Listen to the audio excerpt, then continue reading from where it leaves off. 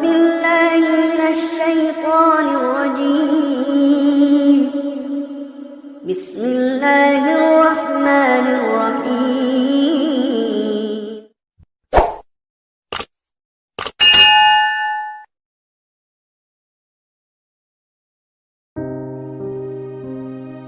Assalamualaikum warahmatullahi wabarakatuh.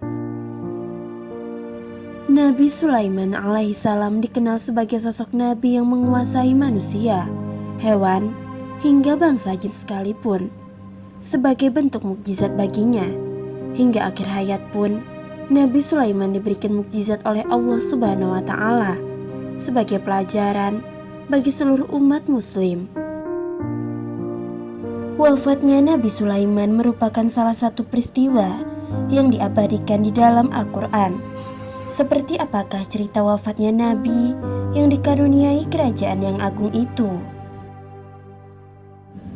Nabi Sulaiman sering beribadah di dalam Baitul Maqdis selama 1 atau 2 tahun, atau sebulan, atau 2 bulan.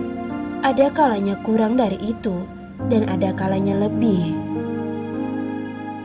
Jika ia masuk ke dalam Baitullah untuk beribadah, maka ia membawa serta pula makanan dan minumannya. Akhirnya masuklah ia ke dalam Baitul Maqdis di suatu hari yang dia wafat. Sejak Nabi Sulaiman berada di dalam Baitul Maqdis pertama kali, setiap hari Allah Subhanahu wa Ta'ala selalu menumbuhkan sebuah pohon di dalamnya. Lalu Sulaiman mendatanginya dan menanyai namanya. Lalu dijawab pohon itu bahwa namanya adalah Anu dan Anu. Jika pohon itu untuk ditanam, maka Sulaiman menanamnya, dan jika untuk obat, maka dijadikan untuk obat. Hingga pada akhirnya tumbuhlah sebuah pohon yang dikenal dengan nama Karubah. Lalu Sulaiman menanyainya, "Siapakah namamu?" Pohon itu menjawab, "Aku adalah Karubah." Sulaiman bertanya, "Untuk apakah kegunaanmu?" Pohon itu menjawab, "Aku adalah tumbuh-tumbuhan yang ditumbuhkan untuk merusak masjid ini." Maka Sulaiman berkata, "Allah tidak sekali-kali akan merusak masjid ini, sedangkan saya masih hidup. Jadi engkaulah pertanda sudah dekat masa kematianku dan hancurnya Baitul Maqdis ini." Lalu Nabi Sulaiman mencabutnya dan menanamnya di salah satu kebun miliknya. Kemudian ia masuk ke dalam mihrab dan berdiri melakukan sholat sembari bertopang pada tongkatnya. Di saat itulah ia meninggal dunia. Para jin tidak ada yang mengetahui kematiannya. Mereka mengira bahwa Sulaiman masih hidup dan mereka takut kepadanya. Karena itu mereka terus bekerja untuknya. Mereka tidak berani membangkang karena takut bila Sulaiman mendatangi mereka dan menghukum mereka. Kemudian Allah memerintahkan rayap untuk memakan tongkatnya. Sebagian dari tongkat Sulaiman dimakan oleh rayap-rayap selama beberapa hari. Pada saat bagian yang dimakannya semakin banyak, tongkat itu pun menjadi rusak dan jatuh dari tangan Nabi Sulaiman.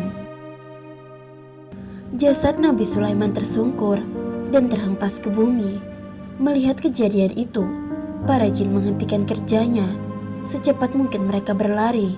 Mereka merasa tersiksa dan hina karena tidak memiliki pengetahuan yang cukup tentang hal-hal yang gaib. Peristiwa meninggalnya Nabi Sulaiman diterangkan di dalam Al-Quran yang berbunyi, "Maka tatkala kami telah menetapkan kematian Sulaiman, tidak ada yang menunjukkan kepada mereka kematiannya, kecuali rayap yang memakan tongkatnya. Maka tatkala ia telah tersungkur, tahulah jin itu bahwa kalau sekiranya mereka mengetahui yang gaib, tentulah mereka tidak akan tetap dalam siksa yang menghinakan." Al-Quran Surah Saba ayat 14. Manusia sering beranggapan bahwa jin, setan atau iblis mengetahui hal-hal yang gaib. Manusia tidak menyadari bahwa kunci kegaiban berada di tangan Allah. Manusia, jin, setan, iblis, dan seluruh makhluk-makhluk Allah tidak menguasai ilmu gaib. Peristiwa meninggalnya Nabi Sulaiman membuktikan bahwa jin atau setan tidak menguasai hal-hal yang bersifat gaib. Ketidakmampuan itu terlihat ketika para jin itu tetap bekerja karena mengira Nabi Sulaiman itu masih hidup. Kalau saja mereka mengetahui Nabi Sulaiman sudah meninggal, mereka akan berhenti bekerja. Demikianlah peristiwa meninggalnya Nabi Sulaiman. Ternyata peristiwa wafat ini merupakan jawaban dari doa Nabi Sulaiman alaihissalam sendiri. Ia pernah memohon pada Allah Subhanahu wa Ta'ala agar kematiannya dapat dijadikan pembelajaran bagi umat manusia bahwa para jin sekalipun tidak mengetahui hal gaib. Sahabat belajar Islam yang dirahmati Allah, semoga kita bisa mengambil hikmah dan pelajaran dari kisah ini. Semoga video ini bermanfaat untuk kita semua. Wallahu a'lam bishawab. Wassalamualaikum warahmatullahi wabarakatuh.